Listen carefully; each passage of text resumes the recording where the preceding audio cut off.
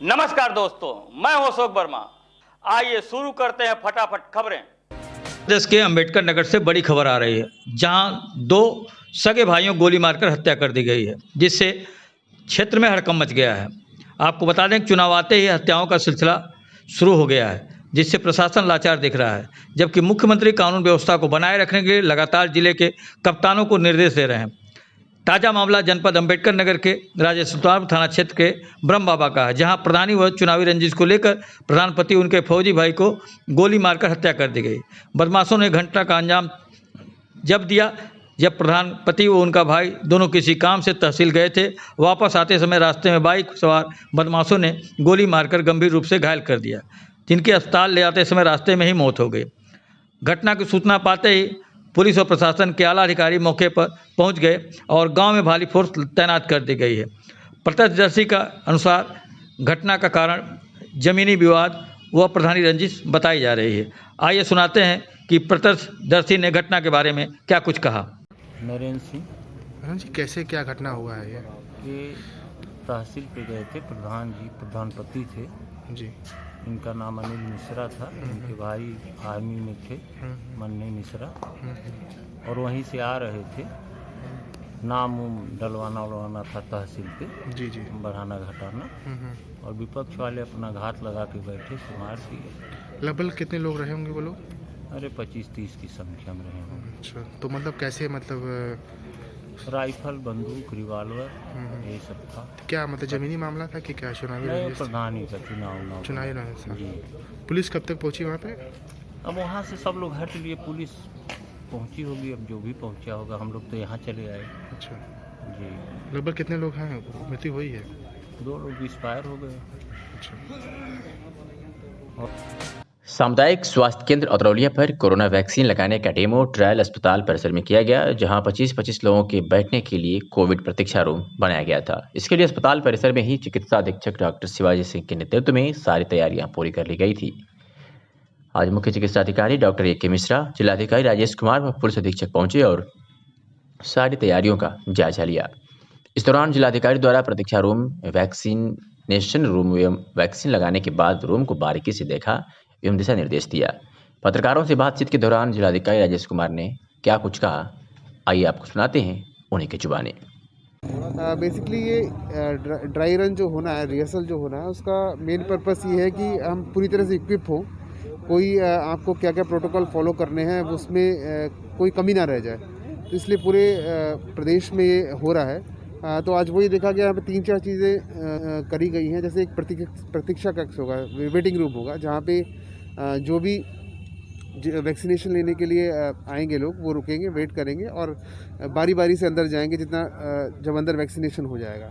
तो वैक्सीनेशन से पहले वेरिफिकेशन करना है कि ये रजिस्टर्ड है कि नहीं है। उसके बाद उनका वैक्सीनेशन होगा। वैक्सीनेशन के बाद उनको 45 मिनट एक पोस्ट को वैक्सीनेशन एक रूम तैयार किया गया, वहाँ पे भी रखने की व्यवस्था है, जहाँ पे सारी जानकारियाँ दी जाएंगी कि आपको आगे क्या केयर करनी है और कैसे कौन सा टोल फ्री नंबर, सारी चीज़ें उनको जानकारी दी जाएंगी। उसके अलावा इमरजेंसी के लिए भी व्यवस्था की गई है, इन केस अगर कुछ होता है। वैसे ऐसा कुछ आया नहीं है अभी तक और पूरी तरह सेफ़ है कोरोना की वैक्सीन। तो सारे प्रोटोकॉल्स, क्योंकि जो इंटरनेशनली प्रोटोकॉल्स होते हैं वो फॉलो करने होते हैं, वो सारे के सारे यहाँ पे व्यवस्था देखी गई है, तो उसी को देखने आ जाए। जिले में लगभग कितने लोगों को प्रथम चरण में वैक्सीन लगनी है? 16,000 रजिस्टर्ड हैं। करीबन 16,000 के जो मेडिकल प्रैक्टिशनर्स हैं और प्राइवेट और सरकारी अस्पताल मिला के वो सभी रजिस्टर्ड हैं। तो पहले फेज़ में उन सबको वैक्सीनेशन के लिए तैयारी की जाए। जैसे कि सर, पहले जो दूसरे वैक्सीन लगने के बाद जो प्रतीक्षा रूम बनाई गई है सर, उसमें इन प्रकार में अगर कोई किसी के अंदर दवा ही है सर, अगर रिएक्शन करता है तो प्रथम चरण में उसको यहाँ उपचार की क्या व्यवस्था की गई? पूरी व्यवस्था AFI रूम भी बनाया गया है। वहाँ पे सारी मेडिसिन उपलब्ध हैं, डॉक्टर्स उपलब्ध हैं, ट्रेन डॉक्टर्स उपलब्ध रहेंगे। इन केस अगर ज़रूरत पड़ती है तो वो सारी चीज़ों के साथ यहाँ पे उपलब्ध है। जो वैक्सीनेशन के जगह है वहाँ पे 100% सारी व्यवस्थाएं हैं। इनफैक्ट ये भी है कि ANMs को भी इसके लिए ट्रेन किया गया है कि वो भी फील्ड में कुछ चीज़ें जानकारी रहे। मरीज को यहाँ आने और ले जाने की भी कोई ऐसी व्यवस्था बनाई गई है? देखिए, फर्स्ट फेज़ में ज़्यादातर आपके मेडिकल प्रैक्टिशनर्स और डॉक्टर्स हैं और उनको SMS और उसके माध्यम से उपलब्ध बताया गया है कि आपको वैक्सीनेशन कहाँ लगेगी। उनको सूचित किया गया समय और दिन। उसके हिसाब से वो यहाँ पे आएंगे और वैक्सीन उनको। आजमगढ़ की देवगांव कोतवाली क्षेत्र के गोवर्धनपुर के कृष्ण मुरारी चौरसिया आज चौरसिया महासभा के पदाधिकारियों के साथ जिलाधिकारी कार्यालय पहुंचे और उनकी जमीन पर जबरन हो रहे कब्जे के संबंध में शिकायती प्रार्थना पत्र डीएम को सौंपा। मीडिया से हुई बातचीत में चौरसिया महासभा के संरक्षक मिथिलेश चौरसिया ने मीडिया को बताया कि उक्त जमीन का मुकदमा न्यायालय में चल रहा है। इसके बावजूद देवगांव पुलिस की मदद से भूमाफिया जबरन जमीन पर कब्जा कर रहे हैं। अगर हमारी मांगें पूरी नहीं हुई तो चौरसिया महासभा जिला अधिकारी कार्यालय के सामने धरना प्रदर्शन करने को बाध्य होंगे, जिसकी पूरी जिम्मेदारी जिला प्रशासन की होगी। इस बाबत क्या कुछ कहा चौरसिया महासभा के संरक्षक मिथिलेश चौरसिया ने, आपको सुनवाते हैं। मैं चौरसिया महासभा की तरफ से आया हूं। मेरे समाज के कृष्ण मुरारी चौरसिया, ग्राम गोवर्धनपुर, थाना कोतवाली, देवगांव, उनका ज़मीन का मामला है। उसमें अदालत सीजीएम द्वारा 11 नंबर कोर्ट के जज द्वारा आदेश दिया गया था। ज़मीन का विवाद था कि उसमें कोई निर्माण कार्य न कराया जाए, लेकिन देवगांव कोतवाल द्वारा विपक्षी लोगों से पैसा ले करके बाउंड्री वाल तोड़ करके निर्माण कराया जा रहा है। उसी के संबंध में हम लोग आए हैं। इससे पहले पीड़ित भी आए थे, 3 दिन का उन्होंने समय दिया था डीएम साहब को, इसमें कोई कार्रवाई नहीं हुई। आज चौरसिया महासभा आजमगढ़ आया हुआ है। हम लोग पीड़ित की मदद करने के लिए आज यहाँ डीएम साहब से मिले हैं। वार्ता हुई है। डीएम साहब कहीं बाहर निकले हुए हैं, उनकी ऑफिस में हमारा पत्रक रखवाया गया है। आप क्या चाहते हैं? हम ये चाहते हैं कि देवगांव कोतवाल के ऊपर सशक्त कार्रवाई करते हुए अदालत का अवमानना अवहेलना करने के जुर्म में उनको निलंबित सस्पेंड किया जाए और पीड़ित का जमीन उसे वापस दिलाया जाए। हम यही चाहते हैं। मांगे पूरी नहीं हुई तो क्या करें? अगर मांगे पूरी नहीं हुई तो हमने 3 दिन का समय दिया है और चौरसिया महासभा पीड़ित के साथ डीएम कार्यालय के सामने आमरण अनशन पे बाध्य होगा। भारत रक्षा दल ने नगर पालिका परिषद आजमगढ़ के ऊपर गंभीर आरोप लगाया है। भारत रक्षा दल के कार्यकर्ता अफजल ने कहा कि मोहल्ला गुरुटोला में जगह जगह खुली हुई नालियां दुर्घटना को दावा दे रही हैं। इसके लिए भारत रक्षा दल द्वारा नाले पर पट्टियां लगवाने के लिए कई बार मांग की गई, जिससे कि किसी अप्रिय घटना से बचा जा सके, लेकिन नगर पालिका प्रशासन पर कोई फर्क नहीं पड़ा। उसी का नतीजा है कि आए दिन कोई न कोई उस खुली हुई नाली में गिर कर घायल हो रहा है। आज उसी खुली हुई नाली में घरेलू गैस ले जा रही टेम्पू फंस गई, जिसे मोहल्ले के लोगों द्वारा भारी मशक्कत के बाद निकाला गया। ऐसी घटनाएं इन खुली हुई नालियों से मोहल्ले में आम हो चली हैं, जिससे मोहल्ले के लोगों में नगर पालिका के प्रति भारी रोष है। आजमगढ़ के मुबारकपुर निवासी सिराज अहमद ने थाने पर सूचना दी कि उसके बैंक खाते से उसके बिना जानकारी के 25 व 26 दिसंबर को कई किस्तों में लगभग 4 लाख रुपए अवैध रूप से साइबर अपराधियों ने गायब कर दिए हैं। पुलिस ने मुकदमा दर्ज कर जांच में जुटी। पुलिस की जांच में अनवर जहीर पुत्र उस्मानी गनी निवासी हैदराबाद थाना मुबारकपुर का नाम प्रकाश में आया, जिसको पुलिस ने कार्रवाई करते हुए गिरफ्तार कर लिया। एसपी ट्रैफिक सुधीर जायसवाल ने घटना खुलासा करते हुए मीडिया को बताया कि अभियुक्त ने पीड़ित की मोबाइल कुछ समय के लिए गायब कर दिया और मोबाइल बैंक से जुड़ा होने के नाते तमाम डिटेल उसके पास आ गई, जिसके माध्यम से अभियुक्त ने पीड़ित के खाते से पैसा गायब कर दिया। इस बाबत क्या कुछ कहा एसपी ट्रैफिक सुधीर जायसवाल ने, आपको सुनवाते हैं। ये जो जोनल स्तर पर साइबर क्राइम थाना स्थापित किया गया आजमगढ़ में, यहाँ एक मुकदमा लिखाया गया था सिराज अहमद द्वारा।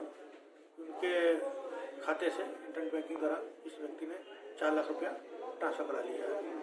इसकी विवेचना की जा रही थी, तो विवेचना क्रम में पाया गया कि एक अनवर जहीर है, जिन्होंने किसी तरीके से इसका मोबाइल कुछ सामग्री प्राप्त किया था, जिसमें उसके खाते में डिटेल थी।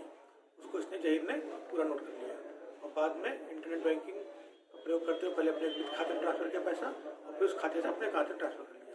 ये 4 लाख रुपया था। तो पुलिस कार्रवाई करते हुए पैसा निकल गया था, बाकी पैसा पूरा फ्रीज करा दिया गया है और विवेचना क्रम में आरोपी को पकड़ लिया गया है। सर, वन टाइम पासवर्ड का क्या प्रक्रिया थी? उनके माध्यम से मिला था या फिर किसके माध्यम से? नहीं, इंटरनेट बैंकिंग की गई थी, क्योंकि उसका मोबाइल नंबर ले लिया था तो उसने पूरा मंगा लिया था।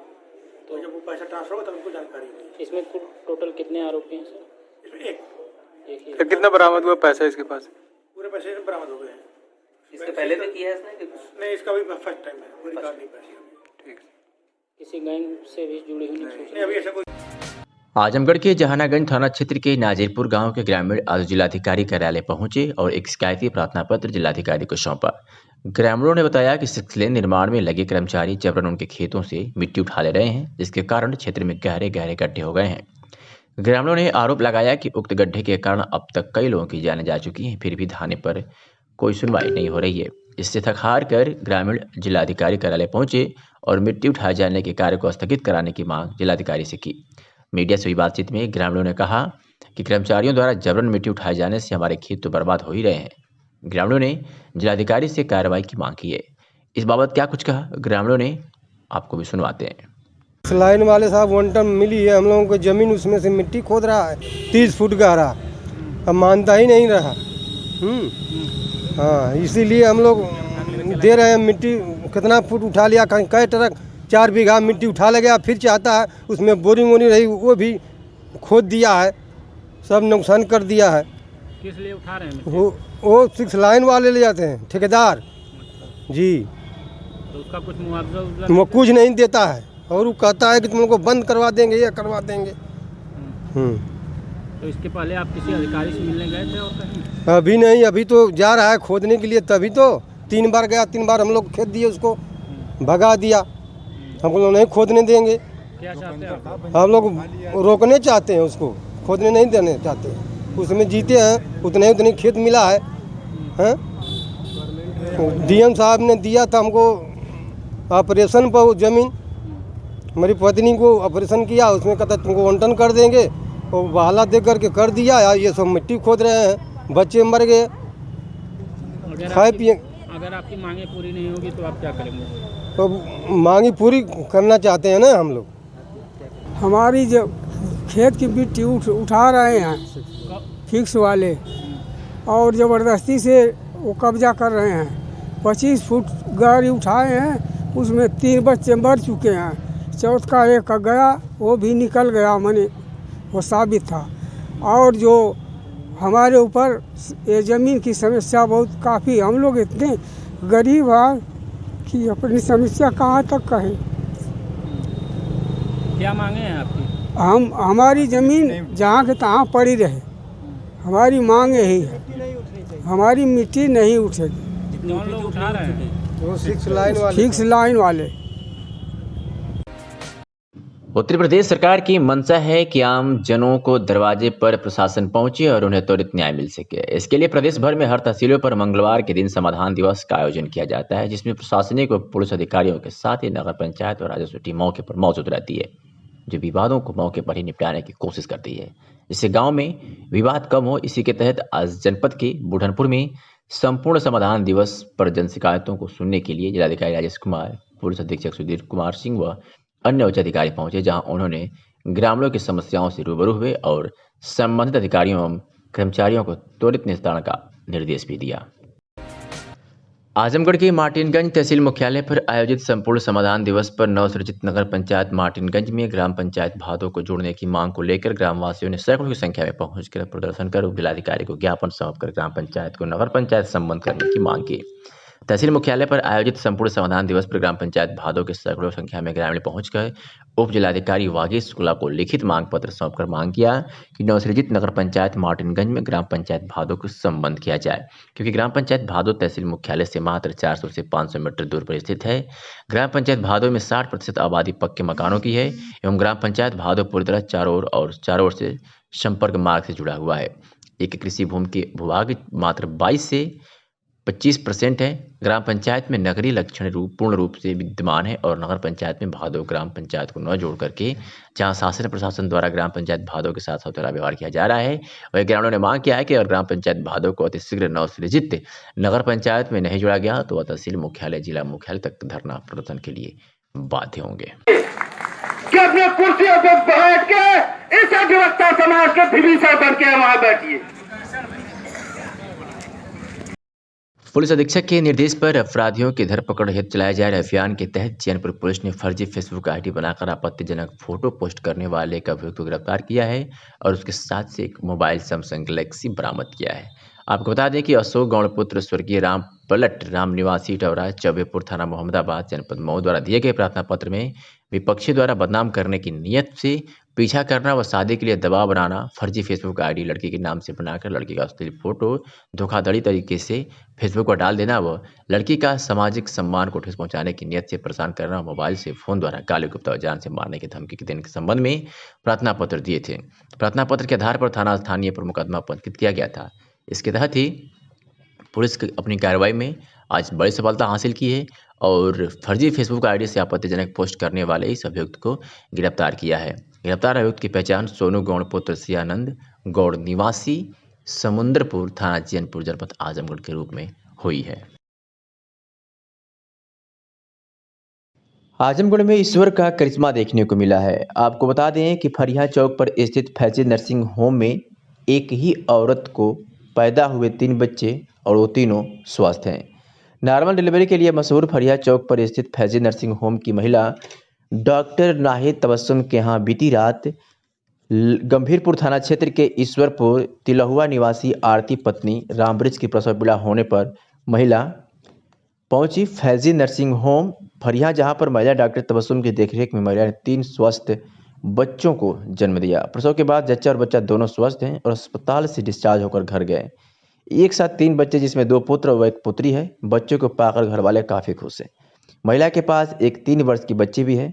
परिवार के लोग बहुत खुश हैं। आपको बता दें कि फैजी नर्सिंग होम के डायरेक्टर इमरान अहमद ने बच्चों की लंबी उम्र की कामना करते हुए ऊपर वाले को धन्यवाद ज्ञापित किया है। सुना है मेरे यहाँ 3 बच्चों की नॉर्मल डिलीवरी हुई है। ताज्जुब की बात तो सही में बिल्कुल वाकई है, लेकिन देखा जाए तो मेरे लिए ताज्जुब की बात बिल्कुल नहीं है, क्योंकि ऐसा कई बार मेरे हुआ है। 2-3 बार ऐसा मैंने कई बार नॉर्मल डिलीवरी कराई है, जो कि बस मैं तो यही कहूँगी कि बस ये ऊपर वाले की बहुत बड़ी मेहरबानी है, जो जिन्होंने मेरे हाथ में इतनी शिफा दी है कि इस तरह की डिलीवरी मैं करा पा रही हूँ। मैम, कहा जाता है डॉक्टर को भगवान का रूप होते हैं, लेकिन सच में आप सच में भगवान के रूप हैं। ये तो खैर आप लोग का बड़प्पन है, और बाकी तो मैं तो कहूँगी सब अल्लाह की मेहरबानी है। Thank you. जिला कृषि अधिकारी डॉक्टर उमेश कुमार गुप्ता ने बताया है कि 6 जनवरी 2021 से किसान कल्याण मिशन अभियान के अंतर्गत प्रत्येक बुधवार को जनपद के 10 विधानसभा क्षेत्रों के एक विकास खंड में कार्यक्रम का आयोजन किया जाएगा, जिसमें विकास खंड बिलरियागंज, रानी की सराय, सहानागंज, मिर्जापुर, लालगंज, तरवा, अजमतगढ़, फूलपुर पलानी, कृषि भवन सिधारी व कोयलसा के मुख्यालयों पर गोष्ठी, प्रदर्शनी व किसान मेले का आयोजन किया जाएगा। 3 सप्ताह तक चलने वाले अभियान के तहत अंतर्गत कृषि व सहवर्गीय सेक्टर की वृहद स्तर पर प्रदर्शनी लगेगी। इसके साथ ही विभिन्न प्रकार की कृषि तकनीकों के प्रदर्शन कराए जाएंगे। किसान कल्याण मिशन अभियान किसान कल्याण एवं किसान की आय दोगुनी करने के लिए चलाया जाएगा। कलेक्ट्रेट कचहरी नगर पालिका रोड आजमगढ़ के लोक जनशक्ति पार्टी कार्यालय पर लोक जनशक्ति पार्टी के पिछड़ा एवं अति पिछड़ा प्रकोष्ठ के प्रदेश अध्यक्ष शिव मोहन शिल्पकार को भारतीय रेलवे बोर्ड द्वारा वाराणसी मंडल का सदस्य उपयोगकर्ता परामर्शदात्री समिति पूर्वोत्तर रेलवे वाराणसी के लिए नामित किया गया है। अंगवस्त्र एवं माला मिष्ठान कराकर स्वागत किया गया, जिससे कार्यकर्ताओं व सामाजिक संगठनों में हर्षोल्लास के साथ उनका स्वागत समारोह किया गया। कार्यक्रम की अध्यक्षता अति पिछड़ा एवं अति दलित महासंघ जिला अध्यक्ष यशवंत सिंह चौहान ने किया और अपने अध्यक्षीय भाषण में कहा कि हम लोगों के लिए गौरव की बात है। हम लोग बहुत बहुत धन्यवाद स्वर्गीय रामविलास पासवान के साथ साथ लोजपा के राष्ट्रीय अध्यक्ष चिराग पासवान का तहे दिल से शुक्रिया अदा करते हैं। अति पिछड़ों की पहचान उन्होंने किया है, समाज में आगे बढ़ाने का काम किया। शिव मोहन शिल्पकार ने कहा कि मैं अपनी पार्टी के संस्थापक एवं संरक्षक के साथ अपने राष्ट्रीय अध्यक्ष का शुक्रगुजार हूँ। साथ ही साथ मैं अपने भाइयों बंधुओं को तहे दिल से शुक्रिया अदा कर रहा हूँ और मुझे जो जिम्मेदारी दी गई है पूरी निष्ठा ईमानदारी के साथ निर्वाह करूँगा। सर्वप्रथम आजमगढ़ के रेलवे स्टेशन को सुंदर और विकसित बनाने के लिए प्रयत्न करूँगा और जो भी समस्या रेलवे स्टेशन की है आम जनमानस को सुविधाजनक बनाऊंगा। क्या कुछ कहा शिव मोहन शिल्पकार ने, आपको सुनवाते हैं। सबसे पहले मैं अपने लोक जनशक्ति पार्टी के संस्थापक स्वर्गीय रामविलास पासवान जी को, जो आज हमारे बीच में नहीं है, मैं उनको तहे दिल से शुक्रिया अदा कर रहा हूं। इन्होंने हमारी नियुक्ति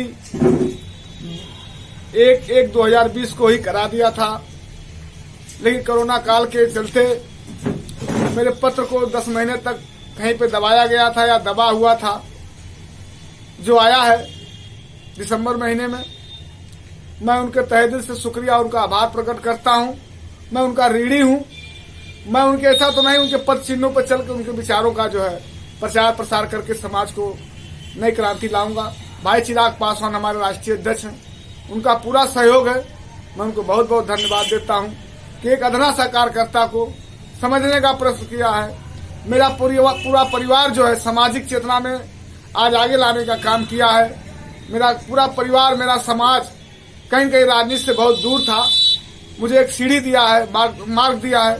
मैं इस पथ पर चलकर समाज के तमाम समस्याओं का समाधान करूंगा और अपने साथ अपने पार्टी को भी मजबूत करूंगा। लोक जनशक्ति पार्टी के हर सिपाही समाज के लिए तत्पर होंगे। रेलवे में जो आपको पद मिला है उसके बारे में बताइए। मुझे पूर्वोत्तर रेलवे का जो है उपयोगकर्ता परामर्शदात्री समिति का सदस्य, जिसको आप सलाहकार सदस्य भी कह सकते, को आने जाना वो जो है पूरी तरह से क्षतिग्रस्त है।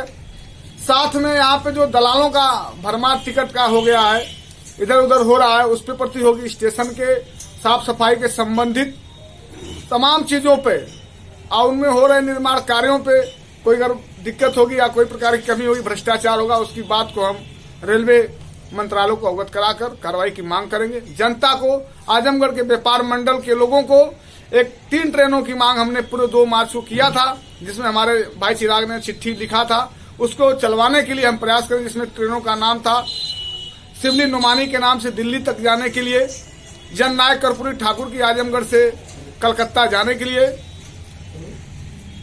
जननायक कर्पूरी ठाकुर के नाम से जो है मुंबई जाने के लिए आजमगढ़ से था, नहीं कलकत्ता था, और जो है शिवली नुमानी के लिए मुंबई था, और जो है बाबू विश्राम राय जी के नाम से हमने जो है आजमगढ़ से दिल्ली तक जाने की मांग किया था। उसको पूरा प्रयास करके ट्रेनों को चलवाने के लिए निरंतर प्रयास करेंगे, ताकि आजमगढ़ एक अपनी हैसियत जो हमेशा साख देश की आजादी से पहले, देश की आजादी तक बनी थी, वो आजमगढ़ नहीं आदर्श गढ़ बन के निकलेगा। मेरा पूरा प्रयास होगा कि यहाँ के हर प्रकार से विकास के पथ पर, ताकि हमारी आर्थिक, सामाजिक, शैक्षिक विचारधारा पूरे देश में प्रभाव के साथ प्रभावित हो।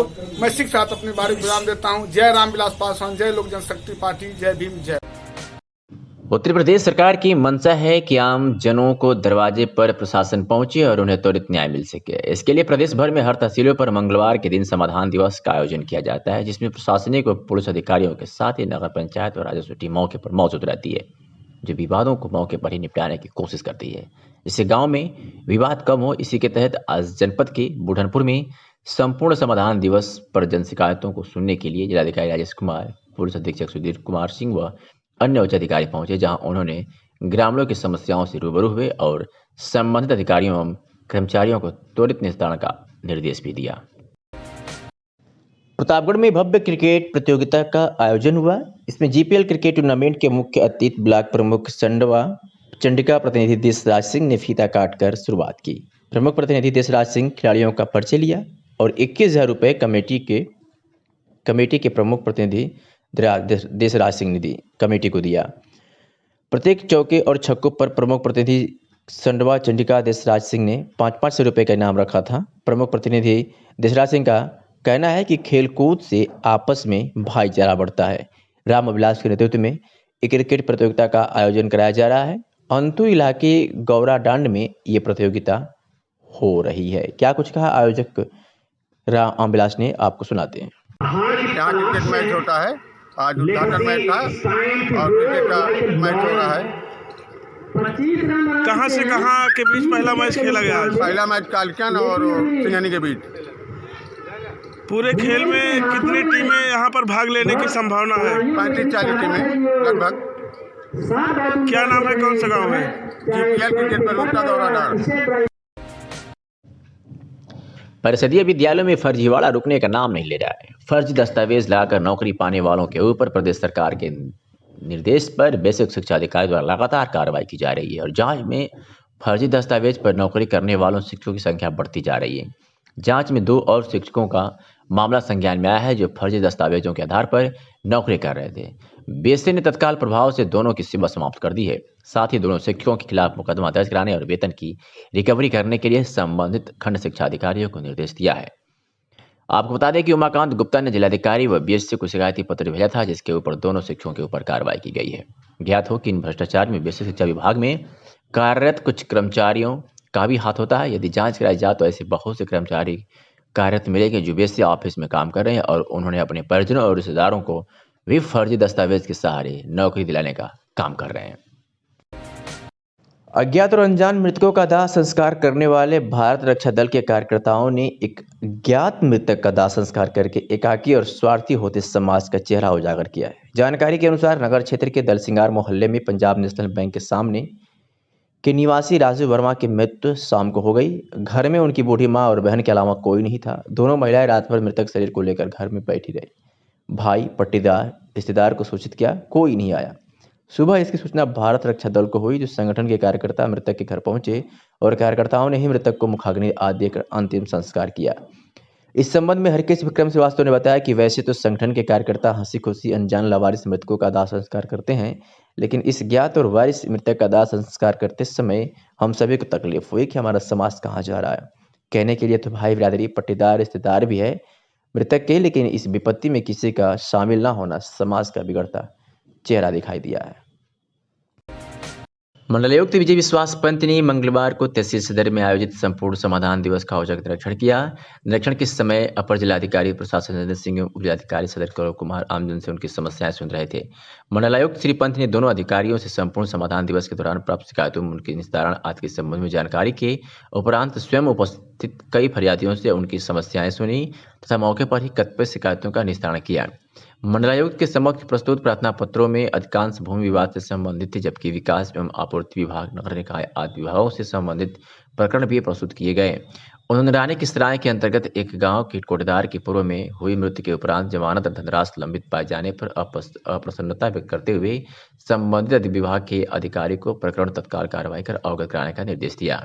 मंडलायुक्त ने कहा कि उप जिलाधिकारी सदर द्वारा विरासत दर्ज किए जाने एवं तालाब पोखरी को अतिक्रमण मुक्त कराए जाने का जो अभियान चलाया जा रहा है, उसके तहत संपूर्ण समाधान दिवस के उपरांत टीमों को भेजा जाएगा जो अभियान के तहत कार्रवाई करेंगे। आजमगढ़ के मेहनगर तहसील सभागार में संपूर्ण समाधान दिवस का आयोजन उप जिलाधिकारी मेहनगर प्रियंका प्रियदर्शनी की अध्यक्षता में संपन्न हुआ, जिसमें फरियादियों द्वारा प्रार्थना पत्र बारी बारी दिया गया, जिसका समाधान उप जिलाधिकारी ने करने का प्रयास किया।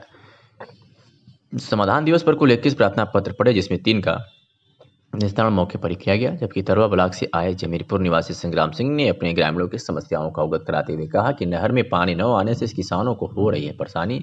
समस्या को देखते हुए जिलाधिकारी ने सहायक अभियंता वैशाली राजपर को निर्देशित किया कि किसानों की समस्या का समाधान कराएं। आजमगढ़ के मार्टिनगंज तहसील मुख्यालय पर आयोजित संपूर्ण समाधान दिवस पर अधिवक्ताओं ने विरोध करते हुए अधिवक्ता द्वारा रजिस्ट्री कार्यालय व निर्माणाधीन तहसील भवन मुख्यालय का निर्माण अतिशीघ्र करने की मांग को लेकर धरना प्रदर्शन किया। उन्होंने कहा कि और इसके साथ ही उन्होंने ज्ञापन उप जिलाधिकारी को सौंपा। तहसील मुख्यालय पर आयोजित संपूर्ण समाधान दिवस का विरोध करते हुए अधिवक्ता गण द्वारा रजिस्ट्री कार्यालय व तहसील मुख्यालय भवन का निर्माण करने की मांग को लेकर तहसील समाधान दिवस का बहिष्कार एवं विरोध करते हुए धरना प्रदर्शन किया। धरना को संबोधित करते हुए तहसील बार अध्यक्ष राम अजूर यादव ने मांग की कि क्षेत्र के लोगों को सुविधा के लिए रजिस्ट्री कार्यालय तहसील मुख्यालय भवन का निर्माण शीघ्र हो और रजिस्ट्री का कार्य शुरू किया जाए। धरने पर बैठे हुए थे, उसमें मुख्य रूप से तहसील भवन का निर्माण और रजिस्ट्री ऑफिस का यहाँ गठन हो जाए और कार्य करने लगे। निश्चित रूप से इनकी मांगें जायज़ हैं, जनता के हित में है, क्योंकि दूर दूर तहसीलों से ये इसका गठन हुआ है तो रजिस्ट्री कराने के लिए लोगों को दूर दूर जाना पड़ता है। इसके लिए पूर्व में भी प्रयास हुए हैं, लेकिन अभी इस पर सक्रिय प्रयास हो रहा है और पत्राचार किया जा रहा है। साथ ही साथ जो है व्यक्तिगत रूप से भी इस पर बात की जा रही है और आशा करते हैं कि शीघ्र इस पर कुछ अच्छे परिणाम आएंगे। क्योंकि समाजवादी पार्टी की मासिक बैठक कलेक्ट्री कचहरी स्थित सपा कार्यालय पर निवर्तमान जिलाध्यक्ष हवलदार यादव की अध्यक्षता में वर्तमान राजनीतिक परिस्थितियों पर चर्चा की गई। संचालन महासचिव हरिप्रसाद दुबे ने किया। बैठक को संबोधित करते हुए पूर्व मंत्री व विधायक दुर्गा प्रसाद यादव ने कहा कि वर्तमान में मोदी योगी की सरकार कोरोना के बहाने लोकतंत्र और संविधान के विरुद्ध कार्य कर रही है। उनके दमन का विरोध करने वालों पर मुकदमा दर्ज कर जेल भेजा जा रहा है। श्री बलिहारी बापू पूर्व सांसद ने कहा कि योगी सरकार पिछड़ों दलितों के साथ सौतेला व्यवहार कर रही है। रमाकांत यादव पूर्व सांसद ने कहा कि मोदी सरकार किसानों को पूंजीपतियों मित्रों के हाथ की कठपुतली बनाने का काला कानून कृषि बिल ला दिया है, जिससे किसान बर्बाद हो जाएगा।